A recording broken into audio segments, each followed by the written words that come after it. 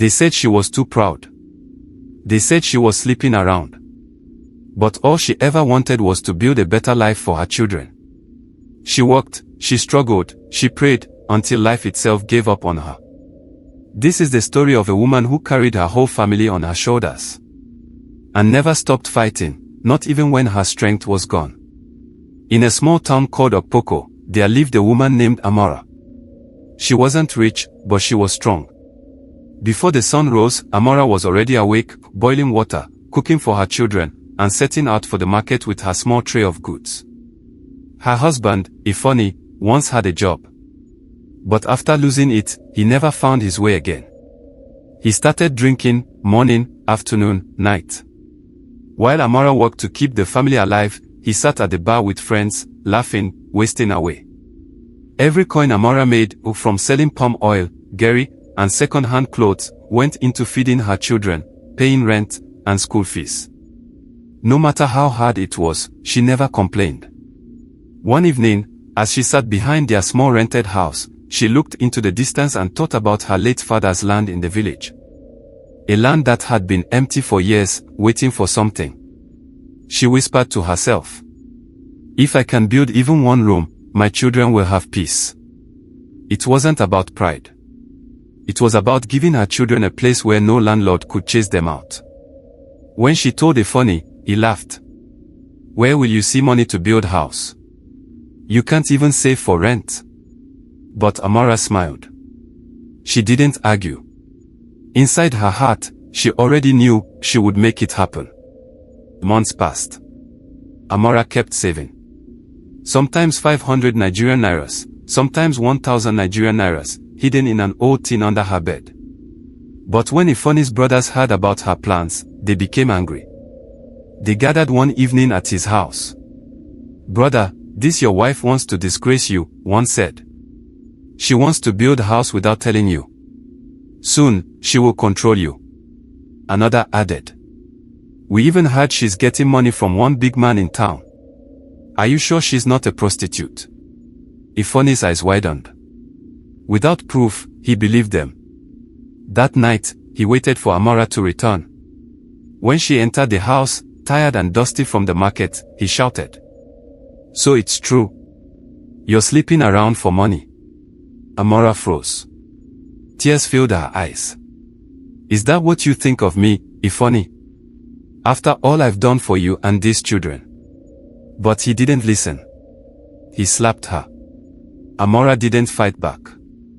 She just turned away quietly and whispered, "One day, you'll understand why I worked this hard." Even after that night, she kept saving. She sold more, worked more, ate less. And finally, she gathered enough to start her dream. The foundation began with just one small plot in the village. She called the builder and said, "Do something small. A room and parlor." When the first block was laid, she smiled through her sweat. But from that day, her troubles doubled. Sales dropped. Customers stopped buying. Even her market friends avoided her. They whispered that she had offended the gods, or that she was using charms.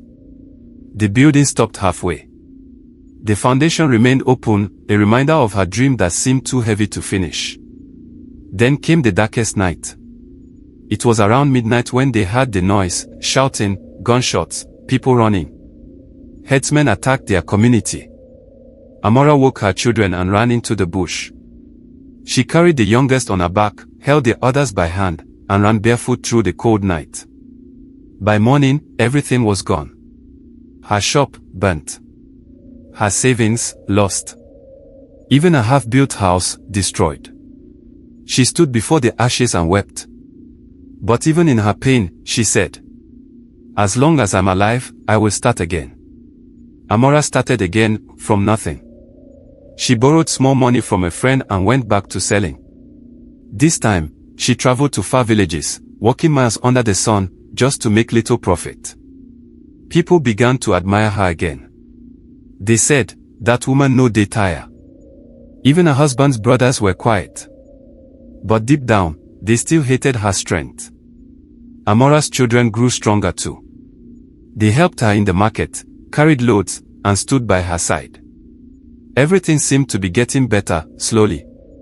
Until one evening, she came home shivering. She said she felt weak. At first, she thought it was malaria.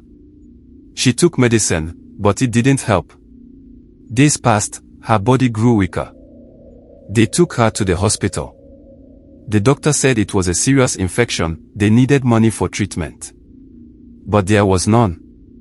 Her husband sold their television, then her sewing machine, then the bed.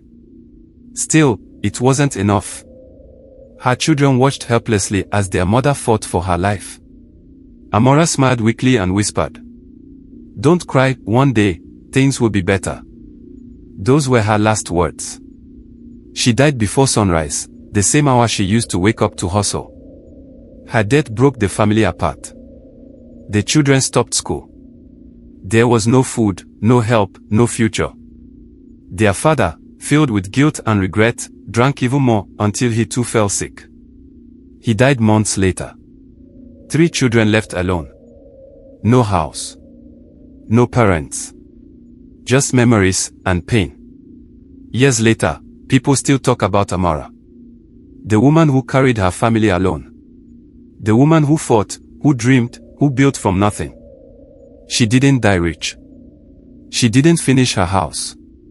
But she left something stronger, a spirit that never gave up. She built dreams from nothing. Fought battles alone. And even when the world turned against her, she still stood until her last breath. If this story touched your heart, don't forget to subscribe and share. Because out there, many women like Amara still fight silently. For their families, for love, and for survival. This is Vaultside Stories, where every story holds a lesson, and every tear has a reason.